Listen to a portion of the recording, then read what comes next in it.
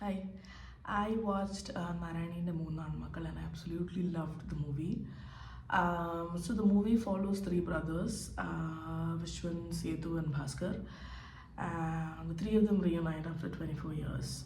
So the three brothers, they reunite at the news of their mother's deteriorating health. So they meet at the hospital, and from the start of the movie, it's kind of evident that there is some sort of unresolved issue between the brothers, and it's quite evident in the way they speak, in the way they greet each other. So Bhaskar, the youngest brother, left home 24 years ago when he decided to marry his girlfriend, who's now his wife, a Muslim woman. And this left an obvious rift between the brothers. And hearing the news of his mother's health, Bhaskar decides to come back. Although Sethu greets him with a lot of love and acceptance, Bhaskar, his wife, and kids, Sethu greets all of them with a lot of love and acceptance. We see that Vishwan, the eldest, still harbors some sort of enmity or anger towards Bhaskar. So the mother, who's on the ventilator, is taken off of it when the kids say that let's take her home, and the doctor says that the mother might only have like 2 or 3 days to live.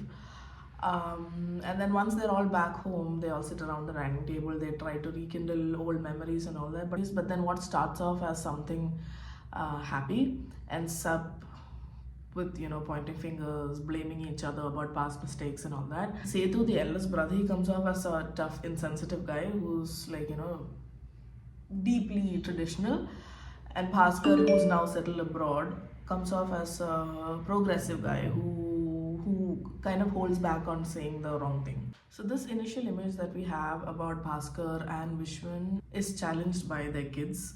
So Vishwan's daughter is Athira, and Nikhil is Bhaskar's older son. So while the movie covers the three brothers' lives, there's also a parallel story running, which is the relationship that's developing between Athira and Nikhil. So Nikhil and Athira have never met in person because obviously Bhaskar has never come to India. Nikhil, who is 20 years or plus, meets Athira, who is older than him. They start talking and they get comfortable with each other.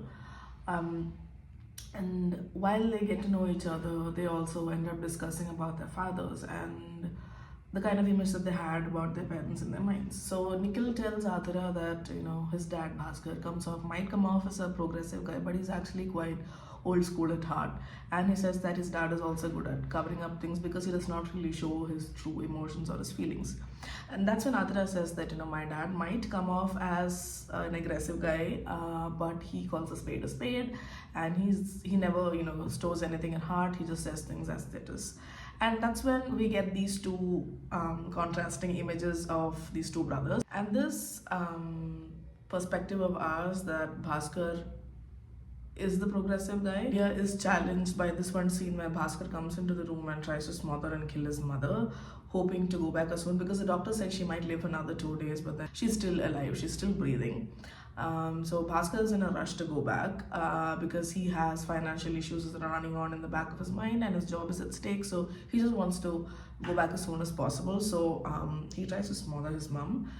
And that's when we see that Vishwan's standing right behind and he's seeing all this, and he tells his brother, I tried doing the same thing last night but it didn't work, and I just couldn't do it. We see that Bhaskar is also when the time comes for him to actually do it, he's quite scared. So in some way or the other, we get to know that these two brothers who come off as opposite characters are in fact at the core of their heart the same. Sethu, the middle brother, is the one who's always stayed home. Sethu is unmarried and he lives with his mom. He runs a shop in town and he takes care of her, and he's the one who's always seen taking care of the house, making his brother's favorite dishes, taking care of his mother, giving her the medicines, doing all that sort of thing. And we don't really get a full flashback into Sethu's house because he is quite recluse in the movie.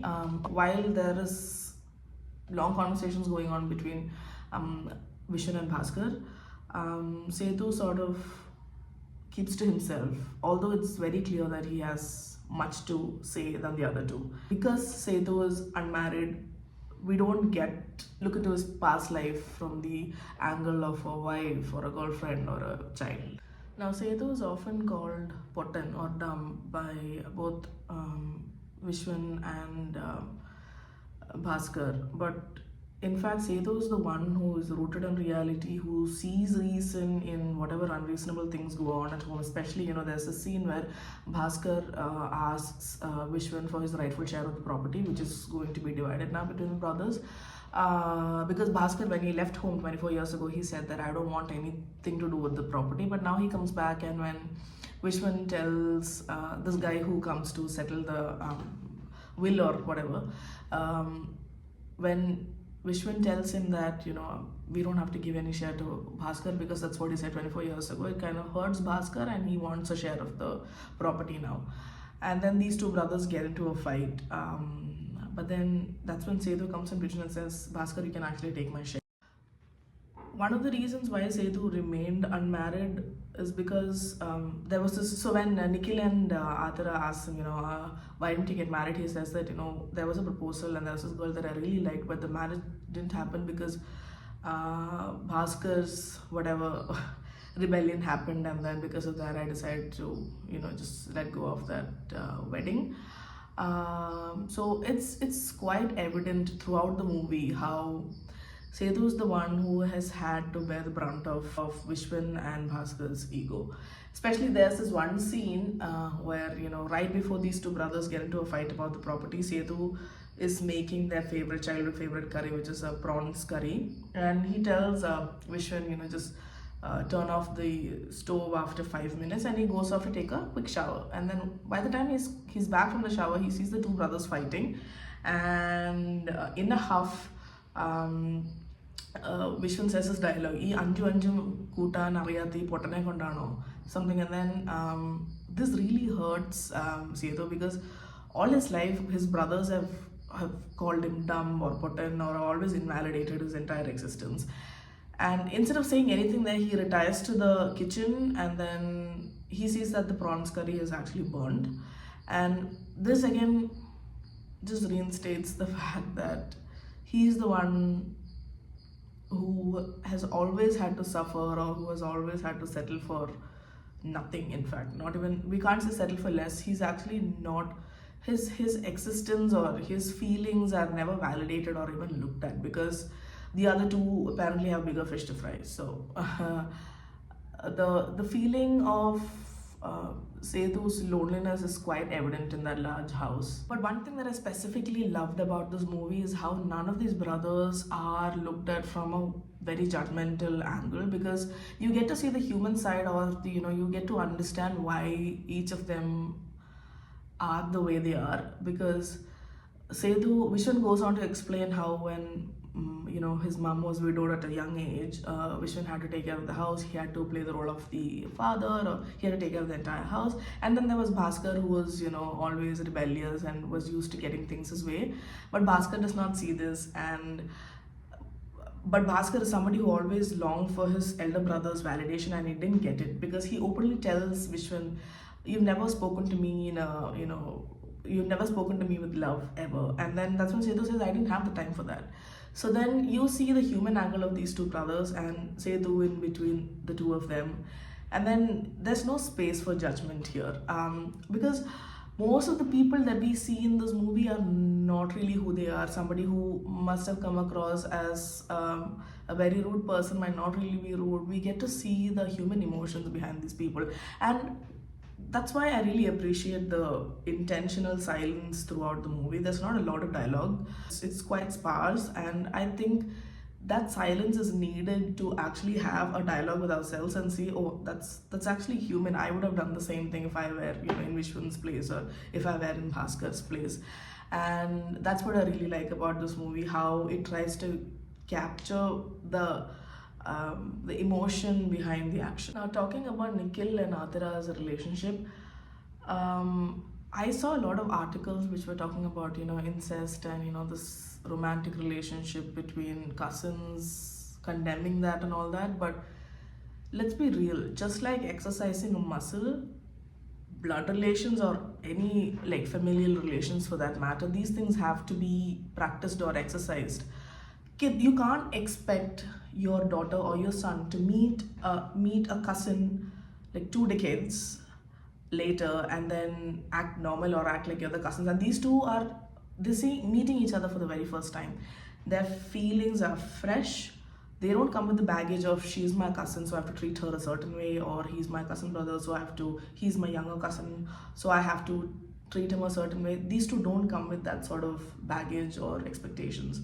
Athira and Nikhil's relationship is so pure and so organic that, again, like I said, you don't judge them for, the feelings that they develop, because Nikhil seems like a lost guy and so is Athira, but they find solace in each other's company.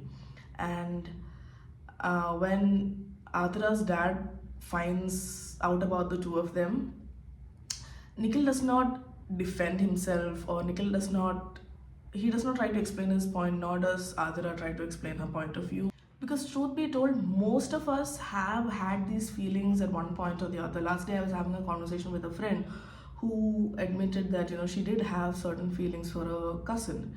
I've had those feelings for a cousin. I've had a brother tell me that he really sees me as his girlfriend, and this friend who opened up with me last week said that she had a friend telling her that he has had things like that. So it's a natural human feeling and we need to accept that. So I think the problem with us as humans is that when harsh truths or reality is thrown on our face or told to us that this is what it is, it's quite unsettling or uncomfortable. I think the problem lies in the society accepting human emotions as they are, because reality is what we all struggle with. We're all okay with accepting, fantasy movies like, where the villain is coming and, beating 20 people and where there's a lot of bloodshed and gory details. People are okay with movies like that. There's no judgment, then they'll say, it's all creative freedom, you should take it in that spirit. But the minute somebody talks the truth, or the minute somebody brings reality to our faces, it's difficult for us to accept it. And just like with any other relationship, this familial ties or this cousin relation or love and respect, that's something you develop by spending time, by acquainting yourself with the person on the other side, right? You don't meet them one fine day and expect to, them show us respect or us show them respect. And I always feel that this insistence on blood relation was invented to just keep people indebted to each other, or to make sure that somebody is responsible for you when you don't have anybody else, right? It is not based on human feelings or emotions at all. The minute we focus or we fixate on this blood relationship thing, we are ignoring the people on both the ends, because then the focus or the insistence is not on getting to know each other, because it's like a given. If you're cousins, you treat each other with love and respect, you be there for them, they should be there for you, and the focus is taken off from two people getting to know each other, and the focus is instead given on the tag, which is cousin, or I don't know, father, mother, uncle, auntie, whatever. It can be anything. All I'm trying to say is that unless and until you spend time with your relation, you are not going to have that feeling that they're part of your family, or even they're even part of your life. Because that's what happened in case of Viswan and Bhaskar, right? They came together to meet their mother just because she's their mother. They didn't come because they had to, or because their mom had been sick for a very long time, and Bhaskar didn't bother coming. Bhaskar came because, okay, she's my mother, she's about to die, I have to see her. It came out of that feeling of, okay, I am indebted. And because even when he comes home, he says how his mother was never nice to him. She was always, bitching about him, or basically she was never nice to him. And that's what we hear from Bhaskar. So technically it's understood how it's all in the name of societal expectations that Bhaskar actually comes to take care of his mom. One thing that I also noticed and enjoyed in this movie is how it addressed casteism. Casteism need not be, like on the face. It can sometimes, the people that we least suspect of being too casteist are the ones who are actually that way. Because at the start of the movie, there's an old Amavin or an old uncle who actually comes home and tries to negotiate with Vishwan, buying back his old land which was sold to Vishwan's dad. But Vishwan disagrees. And then we actually feel pity for the old man because he's quite old now. Even Bhaskar asks, why don't you just give back the land? It was theirs anyway. But then that's when Vishwan says, this guy actually did put us through a lot of trouble in the name of caste. And on one side, while we have these people who are moving on from the past, there are some people who are still sticking on to the past. And in Sethu, however, we see a person who is not at all bothered by labels or past or present or future. When Bhaskar's wife Nafisa comes to the temple to enjoy the kuta that is about to happen, the same Ammavan who actually comes home and says, things have changed now, times have changed, why don't you give me back the land? The same Ammavan says, Anya Jadikara, people from other religion are not allowed here. Other people might find it offensive, not that I have a problem. And he says that Sethu says, we don't have an issue with that. Let's see who has an issue. And then he actually tags Nafisa along. And that's a very warm feeling, So people are not what they seem like. We can't quickly jump to a conclusion which is in our human nature. There's a pause, there's silence. People are allowed to breathe after the dialogues. You don't just bombard each other with dialogues and just walk away. There's a time to ruminate over what just happened, what were the feelings, and I think the reason why Narayaneente Moonnanmakkal really worked for me as a movie was because it put forward uncomfortable realities in beautiful ways. And personally, I'm someone who struggles with following long dialogues. For me, the lesser the dialogue, the better. I can keep up, and I love movies that allow for a lot of silence. And I think that it is in these silences or in these unsaid things that most things were said in Narayaneente Moonnanmakkal. I will definitely watch the movie again. It was such a warm watch, and the actors were all brilliant, especially Nikhil and Athira. I love the way how they both portrayed something so sensitive in such a tender way, and I love actors and directors who can do that. So yeah, that's just my take or review of Narayaneente Moonnanmakkal. Ta-ta.